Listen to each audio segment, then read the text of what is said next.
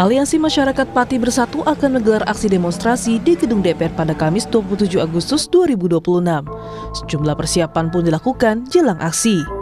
Persiapan keberangkatan dilakukan peserta aksi di halaman pendopo Kabupaten Pati, Jawa Tengah. Mereka akan berangkat ke Jakarta untuk bergabung dengan massa aksi lainnya dari beberapa daerah lain. Selain memastikan armada bis, warga juga menyiapkan berbagai properti aksi yang akan digunakan pada 27 Agustus mendatang. ANPB, Aliansi Masyarakat Pati Bersatu, membawa tuntutan dari masyarakat Indonesia. Dua tuntutan itu ya, rampas aset koruptor dan hukum mati koruptor, segera disahkan bulan ini. Dan kita dari desa datang memberi dukungan untuk Puan, katanya kemarin Puan pengen masukan dari masyarakat. Nah, kita dari desa memberi masukan ke gedung DPR RI pada tanggal 27. Sementara jelang aksi di depan gedung DPR tanggal 27 Agustus, perwakilan Aliansi Masyarakat Pati Bersatu Cabang Jabodetabek mengaku terus menerima donasi dari masyarakat. Donasi yang diterima berupa uang tunai dan berbagai kebutuhan logistik untuk mendukung kegiatan aksi. Logistik yang telah terkumpul rencananya akan didistribusikan melalui dapur umum atau tempat yang telah disiapkan sebagai safe house. Untuk hari ini, saya menginformasikan juga buat masyarakat di tanggal sekarang ini kan tanggal 25 ya. Kita juga menghimbau, ada himbauan dari pihak kepolisian, memang di hari ini kita tidak membuka posko gitu ya. Nanti kalau misalkan memang membuka posko, itu bisa menghubungi saya gitu. Dan ini juga mungkin nanti barang-barang logistik ini juga nanti kita yang akan koordinasiin. Kalau untuk maksa ya kita juga kan tidak tahu ya, karena udah beredar lebih luas ya, mungkin banyak sih yang ingin berdonasi uang, bila mana itu mendingan lebih baik cash aja. Sebelumnya, donasi masyarakat untuk Aliansi Masyarakat Pati mengalami pemblokiran rekening milik Supriyono alias Botok, pendemo asal Pati. Direktur Amnesty International Indonesia memandang hal ini berpotensi sebagai tindakan eksekusi di luar peradilan. Pertama, karena polisi menggunakan dua undang-undang yang konsekuensinya bisa sangat serius. Tindak pidana pencucian uang dan undang-undang P2SK yang hukumannya 5 tahun, 10 tahun, dendanya 1 miliar sampai 1 triliun. Jadi nggak main-main. Bahkan bukan hanya political trial, kalau trial itu kan masih ada peradilannya. Ini mungkin extrajudicial executions gitu. Jadi dieksekusi di luar peradilan. Harusnya kan misalnya katakanlah direktorat di Polda ingin mengajukan ini, ajukan aja ke OJK. OJK juga kan orang Poldanya banyak gitu dulu. Pak Daniel Bolitifaona, Irjen itu dulu lama di Polda itu. Atau lewat PPATK. Atau lewat penetapan pengadilan. Apa susahnya itu? Sehingga polisi bisa melindungi diri dari kemungkinan dituduh mengambil tindakan sepihak. Karena polisi bisa berlindung dengan penetapan pengadilan. Oke. Nah ini kan nggak dilakukan. Artinya sampai di situ, nggak sampai political trial dia. Political extrajudicial execution. Aliansi Masyarakat Pati Bersatu akan menggelar aksi demo di gedung DPR 27 Agustus 2026 dengan sejumlah tuntutan yang akan disuarakan. Di antaranya meminta pengesahan Undang-Undang Perampasan Aset serta menerapkan hukuman mati bagi koruptor. Tim Liputan Kompas TV.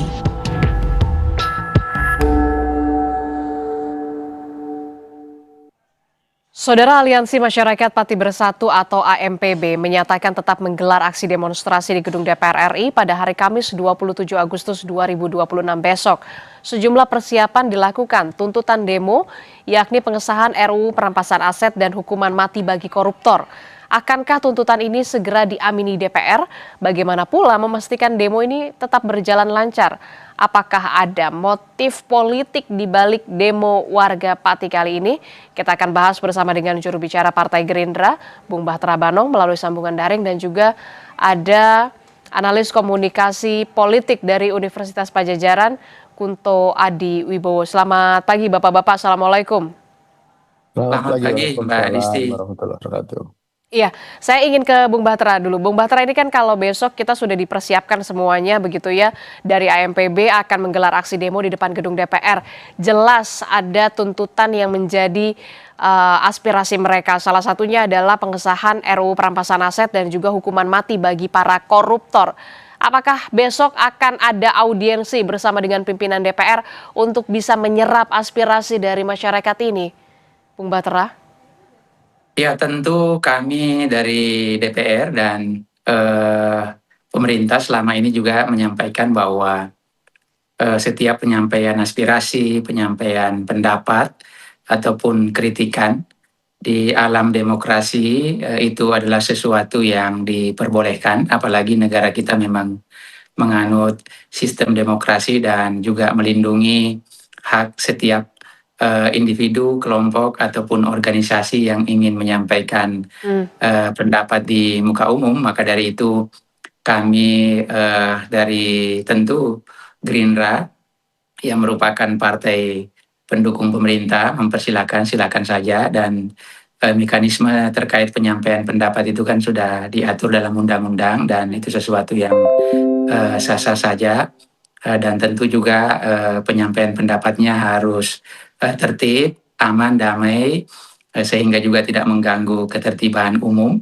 Dan bagi kami di DPR beserta pemerintah, apa yang menjadi penyampaian pendapat, aspirasi ataupun kritikan publik selama ini selalu ditindaklanjuti oleh DPR bersama pemerintah.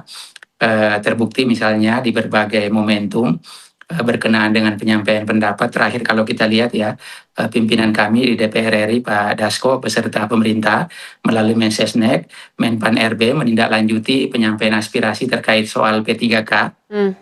Dan alhamdulillah itu direspon baik oleh DPR dan pemerintah, dan akhirnya kita mengambil keputusan bahwa P3K yang paruh waktu kemudian menjadi penuh waktu, dan penuh waktu ini diberi peluang untuk kemudian menjadi ASN. Dan kita lihat juga bahwa P3K guru-guru kita akan ditanggung oleh APBN. Artinya apa, Mbak Disti?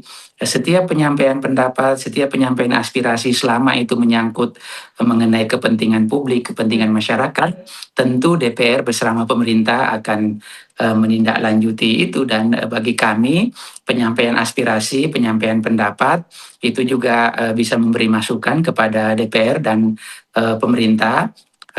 Tentu asal misalnya itu menyangkut kepentingan publik, menyangkut kepentingan masyarakat, terutama yang berkaitan soal pelayanan-pelayanan yang selama ini kalau kita lihat pemerintah pada saat Presiden Prabowo menyampaikan pidatonya kemarin di DPR di 14 Agustus yang lalu, kita lihat bahwa capaian-capaian pemerintah banyak sekali yang telah dicapai walaupun dalam situasi global yang penuh ketidakpastian. Tetapi alhamdulillah kita bisa melewati fase-fase atau masa-masa yang katakanlah kita menganggap bahwa karena penuh ketidakpastian ini banyak tantangan-tantangannya, tapi alhamdulillah Presiden Prabowo dengan segenap pemerintah yang dipimpin oleh beliau, misalnya kita lihat bagaimana ketahanan pangan bisa kita capai, swasembada baik beras, telur, begitupun daging ayam dan yang lain-lain. Belum lagi kalau kita lihat pertumbuhan ekonomi kita ya, baik di kuartal pertama, begitupun di kuartal kedua dan semester pertama ini sudah disampaikan kemarin, capaiannya sangat bagus. Artinya kondisi bangsa kita juga mengarah kepada sesuatu yang sangat baik. Dan bagi kami siapapun yang ingin menyampaikan pendapat, aspirasi, silakan saja. Tentu kami DPR dan bersama pemerintah akan terus merespon, apalagi yang menyangkut soal program-program strategis ya, agar tujuannya Mbak bisa dirasakan oleh seluruh lapisan masyarakat kita, dan kemanfaatan program dari Presiden Prabowo ini juga bisa bermanfaat bagi seluruh rakyat Indonesia. Oke, jadi seluruh aspirasi ini pasti akan didengar oleh DPR ketika memang aspirasi ini merupakan bagian dari kepentingan publik. Kita tahu juga soal penindakan korupsi, Presiden Prabowo Subianto secara tegas memang penindakan korupsi ini harus diusut secara tuntas begitu. Nah, kalau dari Mas Kunto, komunikasi politik semacam apa yang seidealnya harus dilakukan oleh pemerintah besok, baik itu dari DPR dan juga dari pemerintah pusat, untuk bisa menyerap aspirasi masyarakat Pati ini terkait dengan dorongan agar undang-undang perampasan aset termasuk juga hukuman mati bagi para koruptor ini benar-benar bisa terjadi atau terlaksana di negeri ini. Ya. Mas Kunto? Ya, Disti, yang pertama saya banyak mengapresiasi teman-teman dari Pati ini. Halo, Iya, halo. silakan Yang dilanjutkan. pertama eh, saya ingin mengapresiasi teman-teman dari Pati yang kemudian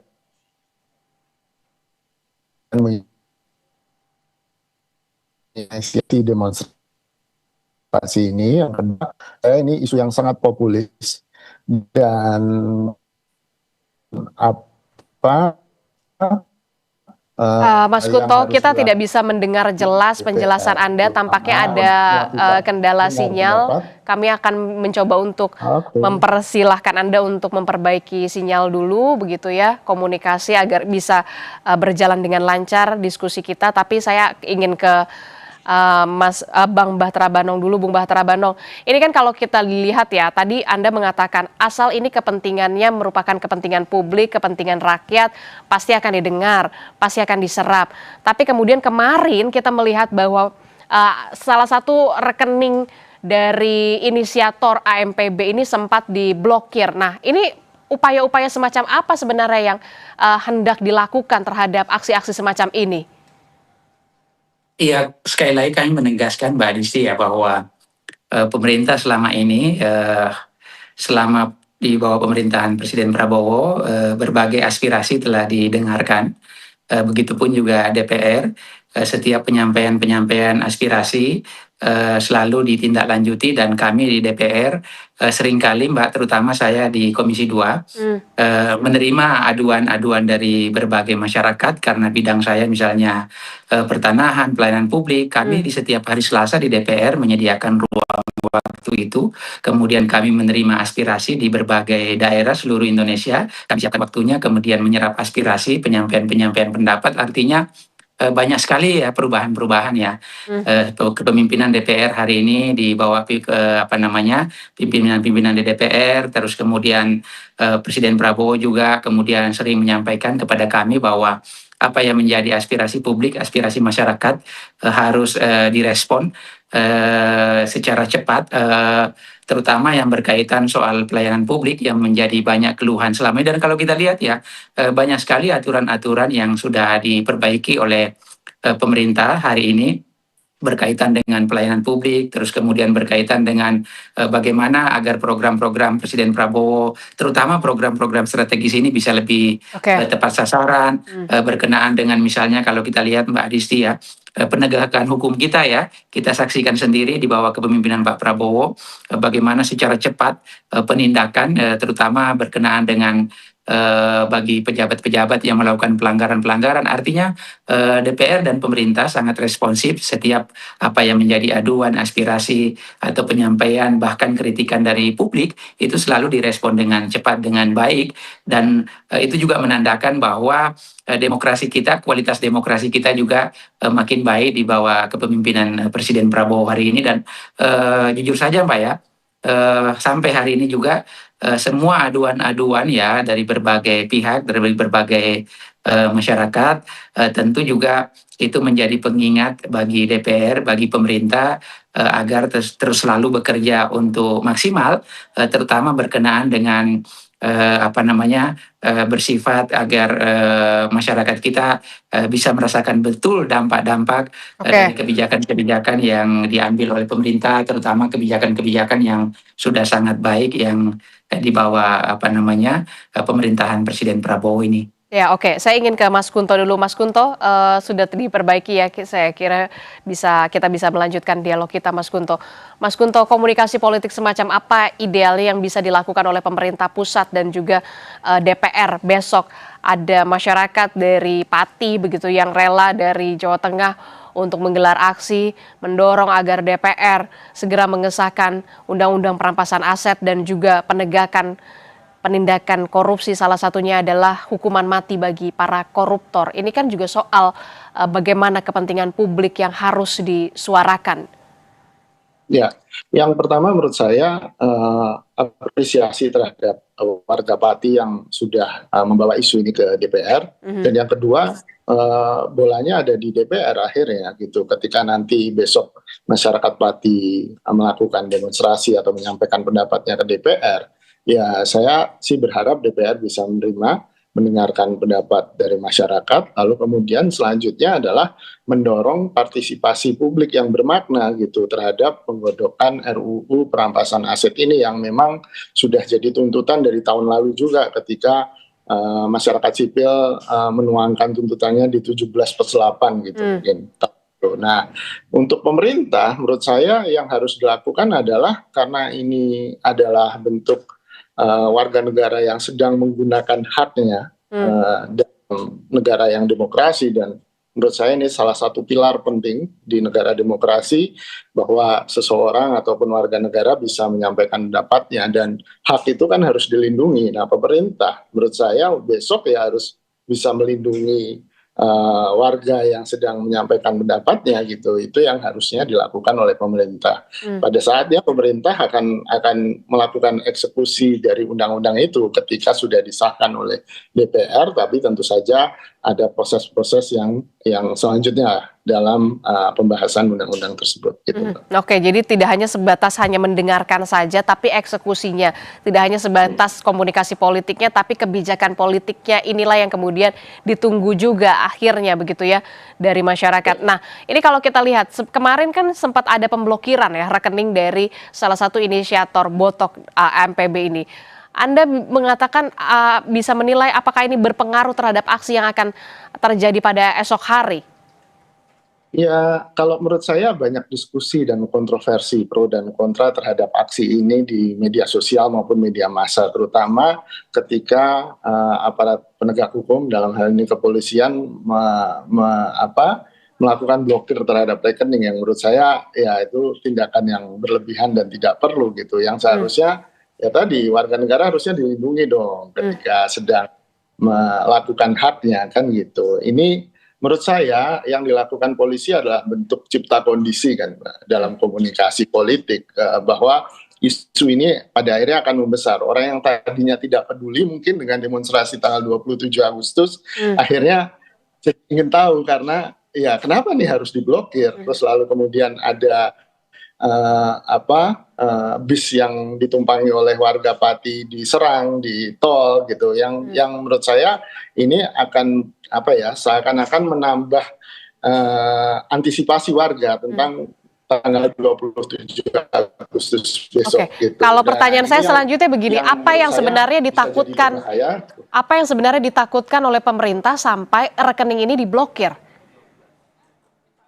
Ya karena begini Mbak, ini presiden pertama kali dalam sejarah inisiator sebuah demonstrasi di DPR itu bukan dari mahasiswa, bukan dari kelompok buruh, bukan dari serikat profesi, bukan dari petani yang biasa berorganisasi kan gitu. Ini dari warga biasa, sehingga muncul kecemasan, sehingga muncul ketakutan dan spekulasi tentang isu-isu keamanan, isu-isu ketertiban. Yang menurut saya harusnya tidak perlu, karena toh kalau problemnya adalah isu keamanan dan ketertiban, ya tugas polisi lah kemudian untuk melindungi siapa mereka yang sedang melakukan demonstrasi maupun warga yang ada di sekitar situ. Tidak perlu sampai melakukan pemblokiran rekening. Kalau spekulasi bahwa demo akan rusuh, ya demo mahasiswa juga terkadang rusuh, demo buruh juga terkadang rusuh. Nggak ada rumus bahwa kalau mahasiswa yang demo nggak akan rusuh, bahwa kalau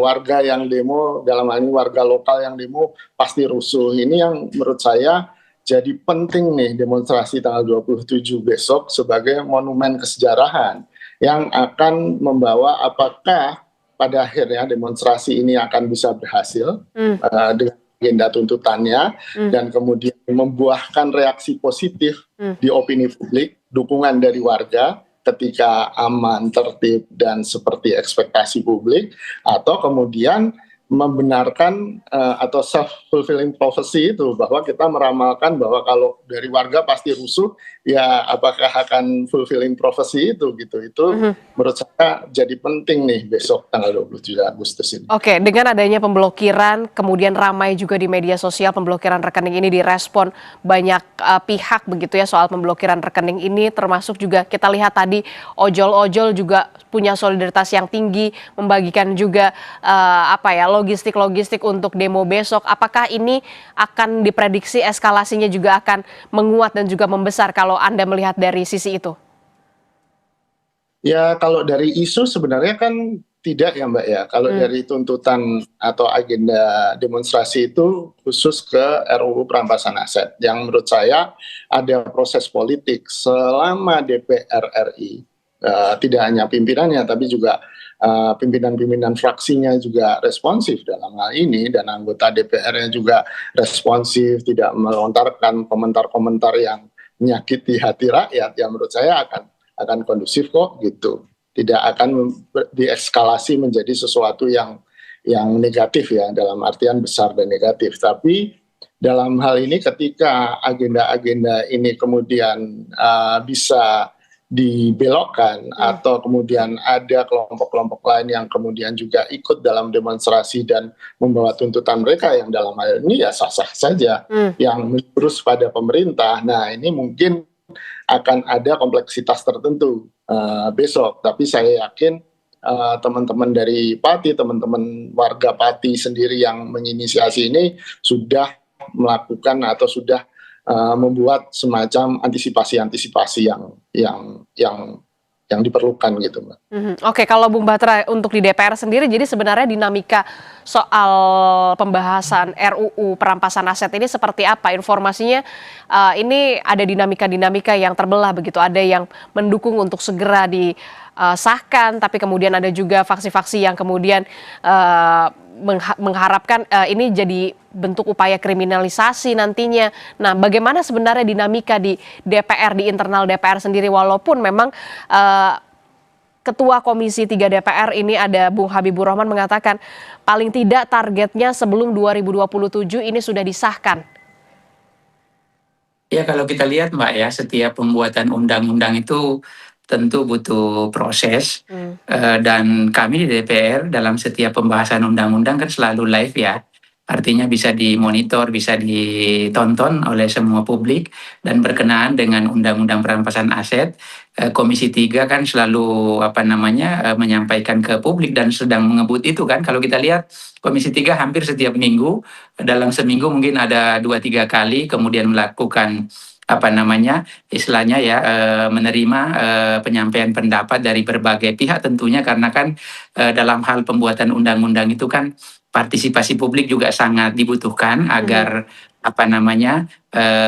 masukan-masukan dari berbagai pihak tentu juga harus didengarkan, karena memang dalam pembuatan undang-undang itu yang paling utama adalah bagaimana juga menerima masukan dari berbagai pihak, menerima pandangan-pandangan dari berbagai pihak, aspirasi dari berbagai pihak, dan itu juga dibutuhkan dalam pembuatan undang-undang, bukan hanya undang-undang perampasan aset, tetapi semua undang-undang yang dibuat di DPR ini di periode sesi 2024-2009 ini memang kami mengedepankan asas partisipasi publik, karena selama ini kan kadang-kadang masyarakat menuntut agar pembuatan undang-undang itu bisa diikuti prosesnya, bisa dilibatkan partisipasi publik, dan kami mengedepankan itu. Dan alhamdulillah di DPR sekarang berjalan dengan baik, dan berkaitan dengan Undang-Undang Perampasan Aset kita bisa saksikan ya, dan pimpinan Komisi 3 juga, Ketua Komisi 3 Pak Habibur Rahman sudah menyampaikan secara gamblang ke publik bahwa akan mengebut terkait dengan Undang-Undang Perampasan Aset dan akan segera mengesahkan itu. Tapi tentu juga Komisi 3 tetap meminta pandangan-pandangan dari berbagai pihak, masukan-masukan dari terutama ya pegiat-pegiat kita yang concern di selama ini di penegakan hukum, terus kemudian para akademisi kita ya, para mahasiswa-mahasiswa juga dimintai pandangan-pandangan, dan bagi kami itu sesuatu yang bagus, kemajuannya sangat baik. Setiap pembuatan undang-undang selalu melibatkan partisipasi publik. Oke, kita harapkan tentu saja setiap undang-undang itu melibatkan partisipasi publik begitu ya. Nah, saya ingin tahu juga sebenarnya Mas Kunto ini kan kalau kita lihat ya, ini kan gerakan ini berawal dari Pati begitu ya, wilayah atau daerah yang di Jawa Tengah yang tidak terlalu besar begitu. Kemudian membawa isu nasional ke DPR, warga Pati menjadi motor penggerak. Apakah Anda melihat ada hal-hal yang komunikasi yang kemudian belum lancar sebenarnya begitu antara pemerintah pusat dan juga masyarakatnya sampai kemudian warga Pati, wilayah yang kecil di Jawa Tengah ini bisa sampai ke Jakarta membawa isu nasional. Kalau Anda melihatnya seperti apa? Ya, kalau ada masalah pasti ada ya Mbak ya, tentang komunikasi bagaimana saluran dari bawah ke atas ini, terutama soal pendapat dari warga, lalu kemudian tadi partisipasi yang bermakna baik itu di DPR maupun di pemerintah, ini tampaknya perlu didorong lagi. Dan jelas salah satu indikasinya ya ketika warga Pati ini berbondong-bondong ke DPR besok gitu. Tapi yang menurut saya penting juga ada konteks kedaerahan di Pati yang warga Pati melakukan inisiasi ini karena mereka punya sejarah ya, bahwa mereka merasa berhasil ketika mereka memprotes kepala daerah mereka, Bupati. Bupati tentang pajak yang daerah yang terlalu tinggi, lalu kemudian walaupun impeachment-nya tidak berhasil, tapi pada akhirnya bupatinya dicokok oleh KPK kan gitu. Nah ini kan salah satu bentuk yang mendorong semacam semangat dan kepercayaan diri bahwa mereka bisa, bahwa mereka mampu, dan mereka bisa kemudian mendorong tuntutan-tuntutan dari bawah ke atas gitu. Yang ini inisiatif-inisiatif ini yang menurut saya perlu tidak hanya warga Pati tapi juga warga-warga di daerah lain. Dan menurut saya pemerintah pusat maupun DPR tidak perlu alergi, justru dengan ini kan partisipasi publik yang bermakna bisa dengan cepat didorong ketika banyak warga yang berlomba-lomba ingin menyampaikan pendapatnya gitu sih Mbak kalau menurut saya. Oke, DPR tidak perlu alergi dengan adanya kritik ataupun aspirasi dari masyarakat Pati begitu yang nanti akan disuarakan pada esok hari begitu ya, Bung Bahtera. Selanjutnya, apakah ada informasi soal nanti akan benar-benar diterima oleh pimpinan DPR, Pak Sufmi Dasko atau pimpinan DPR lainnya besok? Sudah adakah informasi soal ini? Ya tentu penyampaian pendapat, penyampaian aspirasi di DPR Mbak selalu ditindaklanjuti oleh pimpinan DPR, dan di beberapa momentum kalau kita lihat ya, bahkan pimpinan DPR menemui langsung di depan ya, di depan gedung DPR. Dan besok akan terjadi semacam itu juga? Kadangkala misalnya kita ajak mereka juga masuk ke dalam untuk kemudian berdialog, dan ini menandakan bahwa kualitas demokrasi kita makin baik ya. Di berbagai tempat misalnya masyarakat boleh menyampaikan pendapat, menyampaikan aspirasi dan bahkan kritikan, dan pemerintah juga terus menjamin itu. Artinya di bawah kepemimpinan Pak Prabowo ya, aspirasi masyarakat juga terus apresiasi, terus kemudian ditindaklanjuti, dan kemudian ini menandakan juga bahwa kualitas demokrasi kita di Indonesia juga makin baik. Semua orang bebas menyampaikan pendapatnya dan dijamin di muka umum, dan juga tentu pemerintah juga memberi jaminan, kemudian mempersilahkan kepada siapapun yang ingin menyampaikan aspirasi, pendapat, pandangannya, dan kami di DPR bersama pemerintah akan terus menindaklanjuti apa yang menjadi aduan aspirasi publik. Oke, terakhir saya ingin ke Mas Kunto. Mas Kunto, ini kan yang juga sering ditakutkan begitu ya ketika ada aksi-aksi semacam ini begitu ditunggangi oleh penumpang-penumpang gelap begitu ya. Nah, bagaimana untuk bisa menjamin aliansi masyarakat Pati ini on the track dengan tuntutan mereka? Ya itu kan bahasa Orde Baru yang sudah puluhan tahun kemarin kan ditunggangi itu kan. Dalam ini bahwa ada elit yang sangat mungkin bermain dan memanfaat situasi, ya pasti ada gitu kan.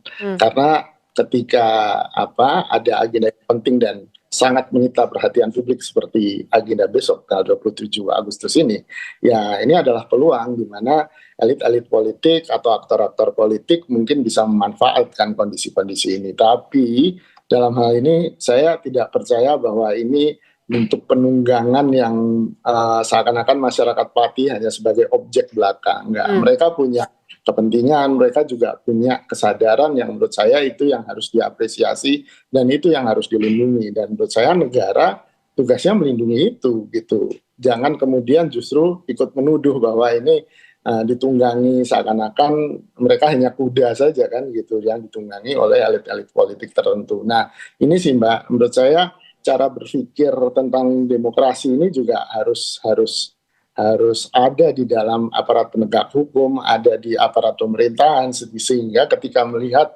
sebuah aksi demonstrasi tidak melulu melihat siapa dalang di balik itu, siapa aktor di balik itu, yang kalau obrolannya begitu ya agenda tuntutannya jadi nggak penting lagi dengan gitu. Yang penting adalah siapa yang ada di balik, dan bisa jadi nggak hanya satu orang, ada banyak orang, karena yang namanya kesempatan pasti akan banyak aktor politik yang akan nimbrung di situ. Itu menurut saya yang realitas politiknya memang seperti itu, tapi bukan menafikan tuntutan dan aspirasi dari masyarakat Pati gitu sih. Oke, kita harapkan tentu saja aspirasi dari masyarakat Pati ini bisa disuarakan dengan tertib dan juga aman begitu ya selama besok berlangsung begitu, termasuk juga aspirasi ini juga bisa diserap dan juga didengar dan akan membuahkan kebijakan politik pastinya, undang-undang sesuai apa yang diharapkan oleh rakyatnya. Terima kasih analis komunikasi politik dari Universitas Padjadjaran, Mas Kunto Adiwibowo telah bergabung bersama kami. Kemudian juga ada juru bicara dari Partai Gerindra, Bung Bahtera Abanong. Juga terima kasih sudah bergabung bersama kami. Sehat selalu Bapak-Bapak. Assalamualaikum, selamat pagi. Saudara, informasi penting lainnya masih akan kami hadirkan. Salah satu